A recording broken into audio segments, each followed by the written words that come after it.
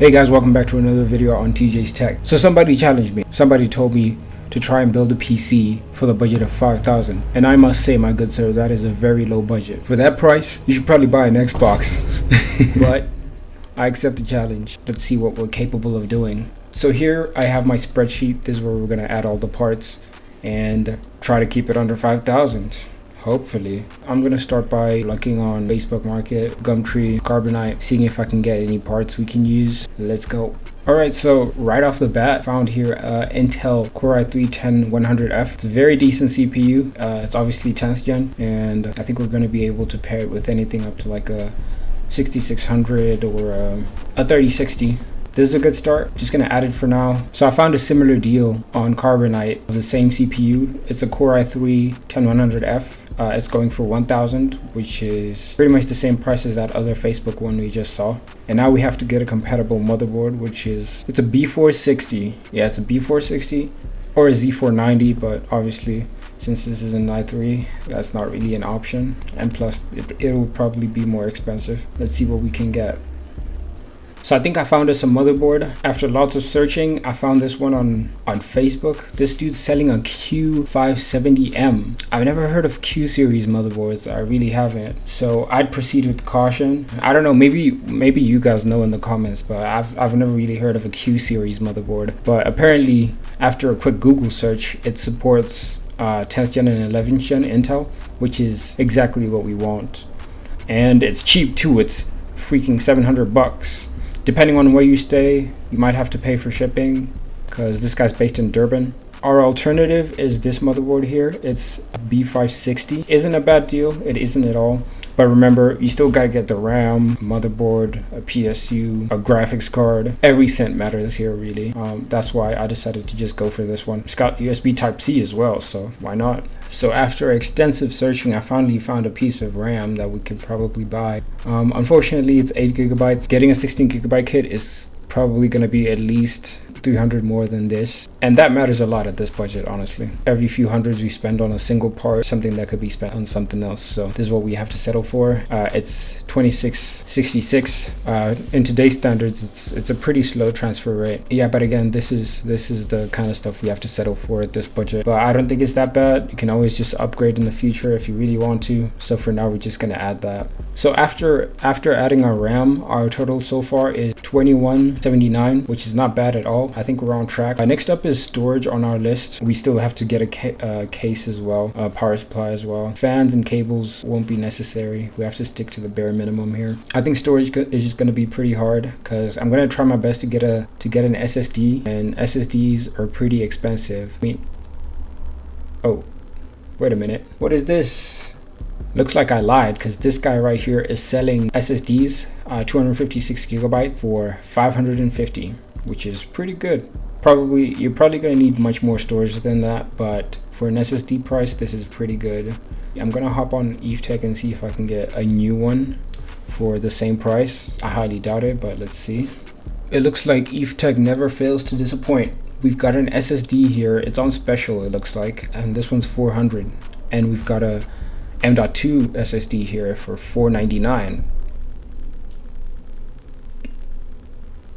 Pretty good if you ask me. Right now, I think it'll be your choice to choose which one to go for. I personally think storage is a priority, so the higher storage that you can get, the better. But again, 5,000 budget, we can't be too greedy here, so I'm just gonna go for this 512 SSD. It's still gonna have fast boot times. Games are gonna load up quickly compared to a hard drive, so I think this is something worth celebrating because this is a pretty decent deal. So I'm just gonna add this to our spreadsheet. I'm pretty excited because I think we're on track here. We're currently on 2578, which is pretty good. Right now, we just need to get a case and a power supply for a decent price. Ideally, if we could get both at the same time for 500 or 600, that would be amazing. I highly doubt that. I'm not gonna lie, really highly doubt that, but I'm gonna try my best here and see if that works. Shit, dude, that's what I need, man. How many watts is this, man? Oh, it's 235 watts for stellar price. Yeah, it's 235 watts, my guy. Alrighty, so after some extensive searching, again, this is the Kratos E1 500 watt power supply being sold for 400, which is a decent price. And then for the case, there's another guy here who's selling Corsair 1000R for $399. Pretty much exactly the same price as this. If you can avoid buying a case, please do. You definitely need the money at this budget. If you were able to get the power supply and the case for free, you would have shaved off a whole 800, which would otherwise be spent on a better GPU. But assuming that you have no access to such, you know nobody with a case or a power supply that they're willing to give to you, then I think this is the best deal you can possibly get. Also, I just want to note that this is just a proof of concept that you can probably be able to scrape up some PC parts at this price range. So far we are succeeding, which I'm excited about, and it's slowly blowing my expectations because I didn't really think we'd make it this far. But before I jinx myself, let me add these to the spreadsheet and see how much we've spent so far. Alrighty, so after adding our PSU and our case, we landed at 3,376. So we've got about 1,700 left to spend on our GPU. So I seem to have heavily underestimated the quality of GPUs you can get at this price range. Like I said, I was searching for GPUs in the price range of under 2,000, and I found some pretty impressive GPUs. First, here we have the Palette GTX 1660. Decent. The 1660 here costs 1,900, which is nice.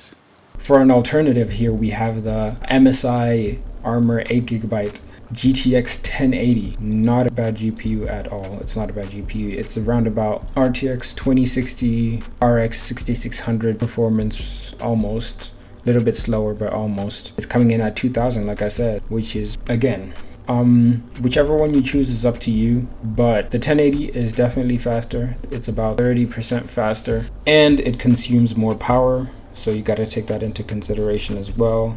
Hence, I chose to go for the GTX 1660 because it's a newer card. It came out in 2019, I think, and the 1080 came out in 2016. So it's about 7 or so years old right now. So after adding our GTX 1660, we landed at 5,700. Oh my god, I can't read the numbers. We landed at 5,276, which is very nice. So it looks like we did it, guys.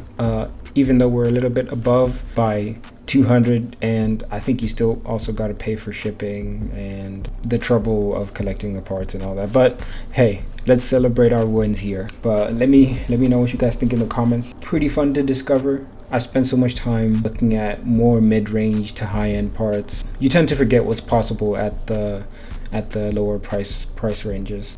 I don't know. I'll just take the W, and I'll see you guys in the next video.